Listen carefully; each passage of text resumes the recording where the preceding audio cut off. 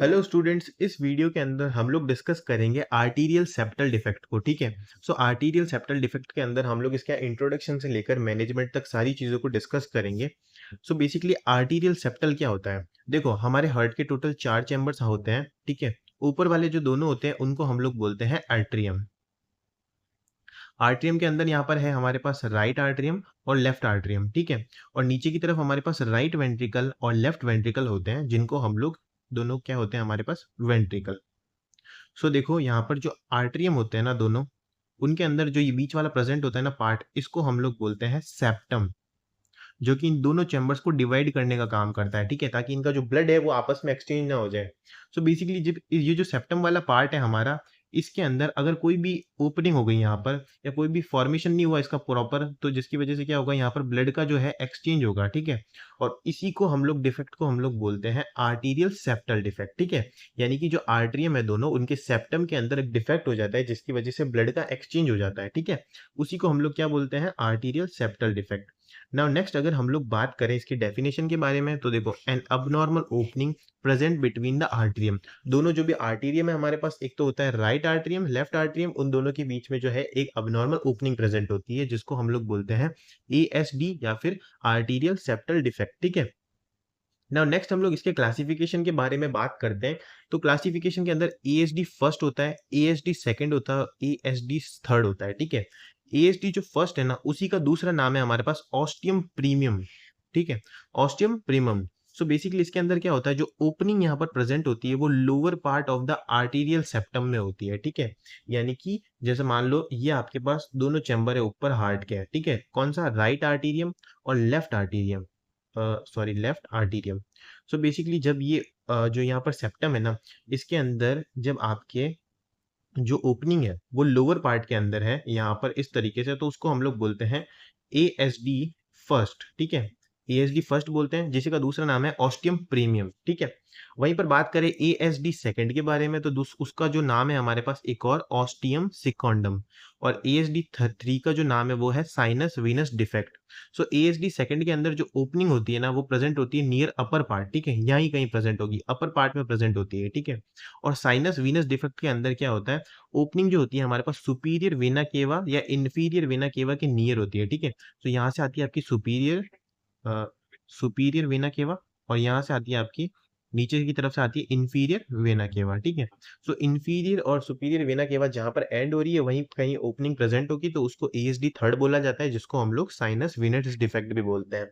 So I hope आपको classification यहाँ पर समझ आया होगा। नेक्स्ट आगे चलते हैं और बात करते हैं कि यहाँ पर इस कंडीशन के अंदर क्या क्या कॉजेज रहते हैं। सो कॉजेस के अंदर सबसे पहले हेरिडिटरी फैक्टर्स, यानी कि कोई भी जेनेटिकल फैक्टर्स, जो भी अबनॉर्मेलिटी है एक जनरेशन से दूसरी जनरेशन में, उसी के अंदर यहाँ पर आपको देखने को मिलता है। इसी के अलावा रेडिएशन इफेक्ट्स, मान लो मदर है, वो जब वो उसके फीटस के अंदर बेबी है और उस टाइम पे कोई भी सर्जरी नहीं, अगर कोई भी एक्सरे की कंडीशन है, कोई भी एक्सरे करवाया गया है, जिसकी वजह से कोई भी रेडिएशन जो है ना वो मदर के फीटस के अंदर आई है, तो उसकी वजह से भी यहाँ पर अबनॉर्मेलिटी हो सकती है। इसी के अलावा मटरनल डायबिटीज, मदर को अगर डायबिटीज है अपनी प्रेगनेंसी के दौरान, तो वहां पर भी बच्चे को हो सकती है कंडीशन।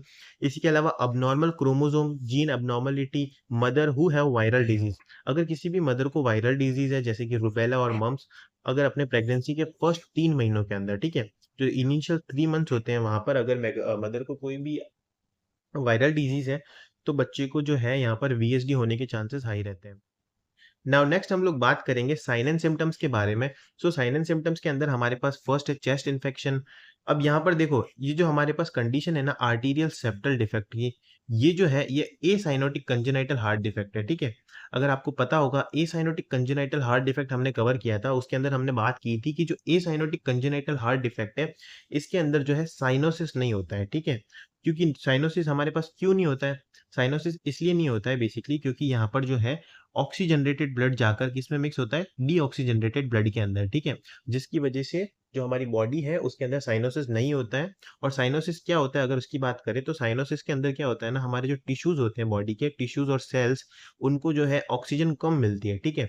ऑक्सीजन कम इसलिए मिलती है क्योंकि ब्लड के अंदर भी ऑक्सीजन की जो है रिडक्शन हो जाती है। ठीक है। सो बेसिकली ये तो है acyanotic congenital heart defect, ventricular septal defect की अगर बात करें तो यहाँ पर जो है आपको साइनोसिस देखने को नहीं मिलेगा। सो ये जो कंडीशन होती है ये इतनी ज़्यादा सीवियर भी नहीं होती है। इसी के अलावा डिस्पनिया आपको देखने को मिलेगा, बल्जिंग ऑफ चेस्ट आपको देखने को मिलेगा, कार्डिक इनलार्जमेंट आपको देखने को मिलेगा, और राइट आर्टरियम या वेंट्रिकल जो है उसकी हाइपरट्रॉफी, यानी कि उसके साइज के अंदर इन्फ्लामेशन आपको ज़्यादा देखने को मिल सकता है। क्योंकि देखो, जाहिर सी बात है, अगर आपके ऊपर आर्टरियम की अगर हम लोग बात करें, सो देखो यहाँ पर राइट आर्टरियम है और यहाँ पर है लेफ्ट आर्टरियम। अगर यहाँ पर कोई भी जो है ओपनिंग प्रेजेंट होगी तो ब्लड जो है इस तरफ आएगा, ठीक है। और जिसकी वजह से ये जो राइट वेंट्रिकल है इसके साइज के अंदर इंक्रीमेंट तो डेफिनेटली आएगा ही ना, क्योंकि ब्लड जो है उसका अमाउंट भी यहाँ पर ज्यादा है। तो देखो, राइट आर्टीरियम जो है और वेंट्रिकल, यानी कि राइट आर्टरियम से कहाँ पर जाता है, राइट वेंट्रिकल के अंदर जाता है ब्लड। तो देखो यहाँ से ब्लड ज़्यादा आएगा तो यहाँ पर भी ज़्यादा आएगा, तो इसी के लिए राइट आर्टरियम और राइट वेंट्रिकल के अंदर जो है आपको हाइपरट्रॉफी देखने को मिलती है। हाइपरट्रॉफी का क्या मतलब होता है, इनलार्जमेंट या फिर साइज का इंक्रीज हो जाना, ठीक है। सो इनलार्जमेंट आपको देखने को मिलता है इस कंडीशन के अंदर, और पुअर वेट गेन होता है यहाँ पर बच्चे का, क्योंकि बच्चे की जो बॉडी है उसका मेन ऑर्गन ही जो है ढंग से काम नहीं करता है। इसी के अलावा बात करेंगे डायग्नोसिस के बारे में कि डायग्नोस कैसे करते हैं इसको। तो हिस्ट्री कलेक्शन लिया जाता है मदर का।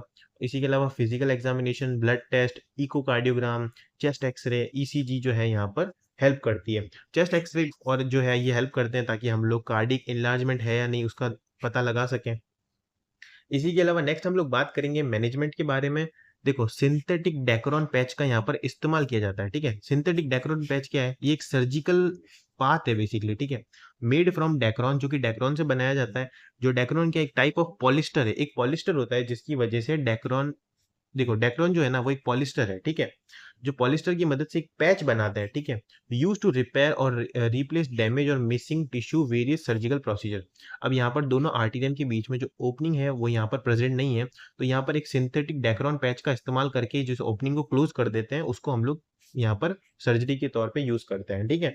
इसी के अलावा पर्स, स्टिंग, सूचर या क्लोजर भी किया जाता है, ठीक है।